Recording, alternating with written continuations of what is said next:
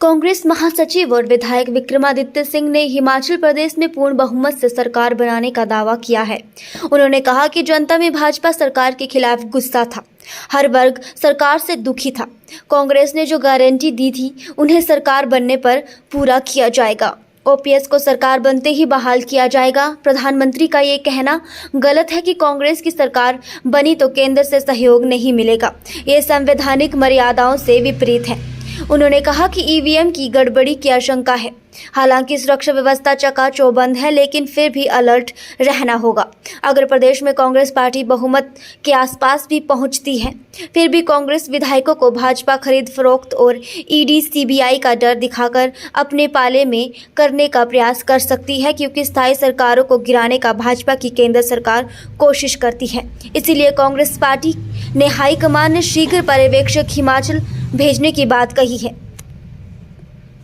तौर से हमें पूरा विश्वास है कि एक मजबूत सरकार, एक पूर्ण बहुमत की सरकार 8 दिसंबर को कांग्रेस पार्टी की हिमाचल प्रदेश के अंदर बनने जा रही है। इसमें कोई दो राय नहीं है, क्योंकि प्रदेश का हर वर्ग, मैंने खुद व्यक्तिगत रूप में मैं धन्यवाद करना चाहता हूँ एआईसीसी का, जिन्होंने मुझे स्टार प्रचारक की भूमिका में भी एक नया जिम्मेवारी दी और अपने निर्वाचन क्षेत्र के साथ साथ मुझे कई और करीबन 12 से 13 विधानसभा हलकों में मुझे जाने का अवसर प्राप्त हुआ, अलग अलग डिस्ट्रिक्ट्स में, अलग अलग ज़िलों में। और वहाँ की जो वास्तविक परिस्थितियाँ हैं, भौगोलिक परिस्थितियाँ हैं, और जो एक माहौल, एक अंडरकरंट सरकार के ख़िलाफ़ हर जगह पे बना हुआ था, चाहे वो रिमोट एरिया चंबा का था, चाहे कांगड़ा का इलाका था, चाहे ऊना ज़िला का क्षेत्र था, चाहे शिमला ज़िला के अलग अलग क्षेत्र थे। इससे ये बात साफ़ है कि एक अंडरकरंट जो है वो सरकार के ख़िलाफ़ निश्चित तौर से है, जिसमें हमारे बागवान, किसान, कर्मचारी और प्रदेश का हर वर्ग, क्योंकि ये सरकार ज़मीन पर कोई भी बातें पूरी नहीं कर पाई, ये आपको दिखता हुआ भी है। और अब मुझे उस पर ज़्यादा विश्लेषण करने की आवश्यकता नहीं है, क्योंकि जो परिणाम आएंगे वो खुद ब खुद उस चीज़ को जो है वो दर्शाएंगे। मगर आज अभी क्योंकि थोड़ा सा प्रीमेच्योर भी है, क्योंकि असली वैसे जो वार्तालाप होता है वो प्रेस इलेक्शन के रिज़ल्ट्स के बाद ही होना चाहिए, मगर क्योंकि मैं चाह रहा था कि एक अच्छी इंटरेक्शन जो है आप चैनल के माध्यम से प्रदेश के लोगों के साथ हो। जिन जिन वर्गों को हमने अपनी गारंटीज़ के बारे में बात करी है, 10 गारंटियाँ जो कांग्रेस पार्टी की प्रथम मुद्दे थे हमारे, जिसमें नंबर 1 जो है वो ओल्ड पेंशन स्कीम की बात हमने रखी है प्रदेश में उसको लागू करने की। महिलाओं के लिए 1500 रुपये पेंशन देने की बात है, और युवाओं के लिए 680 करोड़ रुपए का पैकेज देने की बात है। और उसके अलावा भी, क्योंकि चुनावों के समय में बहुत से हमें कर्मचारियों से मिलने का मौका मिला, चाहे वो आउटसोर्स के थे, कॉन्ट्रैक्ट के थे, आंगनवाड़ी वर्कर्स थे, महिला वर्कर्स थी, आशा वर्कर्स थी, एसएमसी के अध्यापक थे। बहुत से डेलीगेशंस हमें चुनावों के अंतरकाल अलग अलग जगहों पे उनके डेपुटेशंस मिले, और उन्हें कांग्रेस पार्टी से बहुत उम्मीदें हैं। तो मैं आपके माध्यम से ये बात बिल्कुल साफ़ कर देना चाहता हूँ कि जो भी चीज़ें सरकार बनने के बाद हमारे जहन में, कांग्रेस पार्टी के जहन में लाई जाएगी, सरकार के जहन में लाई जाएगी, उनको हम सकारात्मकता से हर चीज़ को विधिवत तरीके से और एक जो है सेट प्रोटोकॉल के तहत उसे समय रहते हुए पूरा करने का पूरा प्रयास करेंगे।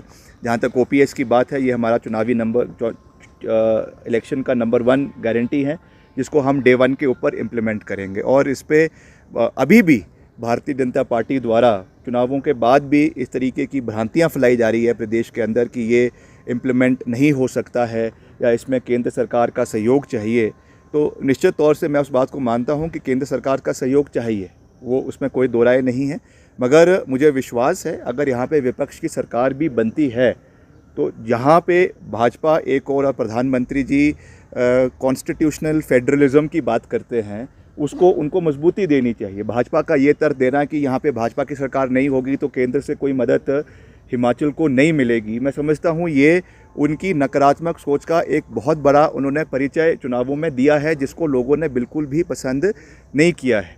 ये कहना कि केंद्र सरकार का कोई भी मदद कांग्रेस शासित राज्य को भविष्य में नहीं मिलेगा, मैं समझता हूँ कि ये हमारी जो फेडरल स्ट्रक्चर है देश का, उसके बिल्कुल विपरीत ये बातें उन्होंने करी है। और ये उनकी बौखलाहट को उनकी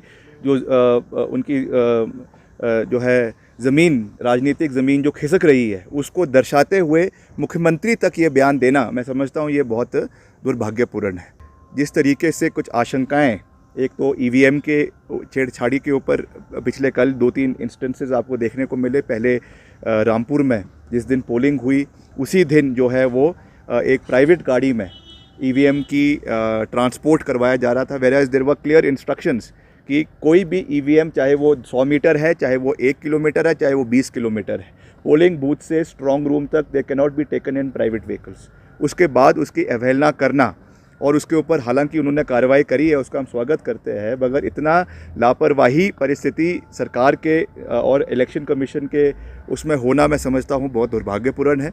और हर जगह पे स्ट्रॉन्ग रूम्स जहाँ पर जिन जिन डिस्ट्रिक्ट्स में हैं, वहाँ पे हालांकि 3 टायर सिक्योरिटी लगाई हुई है। हमने उसके ऊपर जो डीजीपी साहब है उनसे भी बात करी है, उसमें आईटीबीपी की सुरक्षा भी है, सीआरपीएफ की सुरक्षा भी है, और प्रदेश पुलिस का उसमें एक घेरा जो है वो स्टेट पुलिस का भी है। मगर उसके बावजूद जो है इस पर बहुत हमें अगले, जब तक इसके परिणाम नहीं आते हैं 8 दिसंबर तक, बहुत जो है चौकन्ना रहने की आवश्यकता है। मेरा जो एक सबके मन में एक बहुत बड़ा चिंता का विषय है कि सरकार अब एक परिस्थिति ऐसी देश के अंदर उत्पन्न हो गई है कि सरकार बन के भी सरकार जो है गिराने का एक नया सिस्टम देश के अंदर शुरू हो चुका है।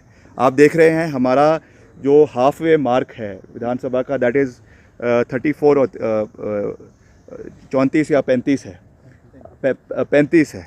अब अगर 35 पे बहुमत आ भी जाए, कोई गारंटी नहीं है कि कल को इनकम टैक्स, ईडी, सीबीआई इनके जो है वो छापे या इनका दबाव जो है वो विधायकों के ऊपर बनना शुरू ना हो जाए। इसलिए हमारा पूरा प्रयास है कि हम जो है वो पूर्ण बहुमत के साथ मिनिमम 40 to 45 सीट्स के साथ कांग्रेस पार्टी आएगी। मगर अगर कुछ परिस्थितियां ऐसी बनती है कि थोड़े से जो है कुछ कम विधायक हो, तो निश्चित तौर से हम इसके ऊपर जो है वो अपने हाईकमांड से निवेदन करेंगे कि इसमें ऑब्जर्वर्स जो है वो जल्द से जल्द यहाँ पे भिजवाए जाए, ताकि इस तरीके की कोई भी, अगर चाहे वो इंडिपेंडेंस है, चाहे वो और कोई है, अगर कोई हॉर्स ट्रेडिंग या किस तरीके का कोई दबाव सरकार द्वारा या सेंट्रल एजेंसीज द्वारा बनाने का प्रयास किया जाता है, जिसको हम बिल्कुल भी रूल आउट नहीं कर सकते हैं। क्योंकि टेकिंग एग्जांपल्स फ्रॉम मणिपुर में ये हुआ, जिस तरीके से गोवा में ये हुआ, हालांकि हिमाचल देवभूमि है, हिमाचल में आज तक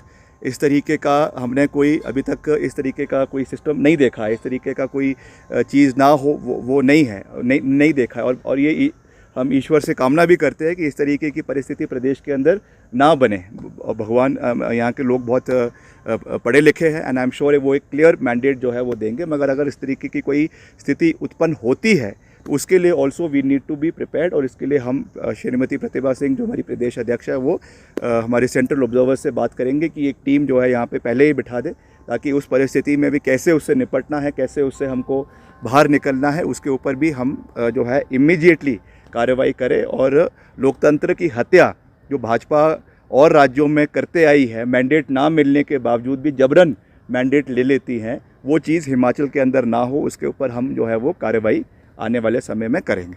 तो आज मिनट है इस तरीके की घटनाएं देश के अंदर हो रही है। और कहीं ना कहीं मैं इसके लिए जो ऑनलाइन प्लेटफॉर्म्स पे जो आजकल बहुत सी डॉक्यूमेंट्रीज़, बहुत से मूवीज़ नेटफ्लिक्स पे या अलग अलग चैनल्स के ऊपर आते हैं, जिसमें इसको कहीं ना कहीं जो है सेंसेशनलाइज करके दिखाया जाता है, उससे भी कई लोगों का जो है वो मानसिक रूप से जो है मानसिक रूप से ठीक नहीं है, वो इन्फ्लुएंस होकर इस तरीके की घटनाएं करते हैं। It is a very shameful incident.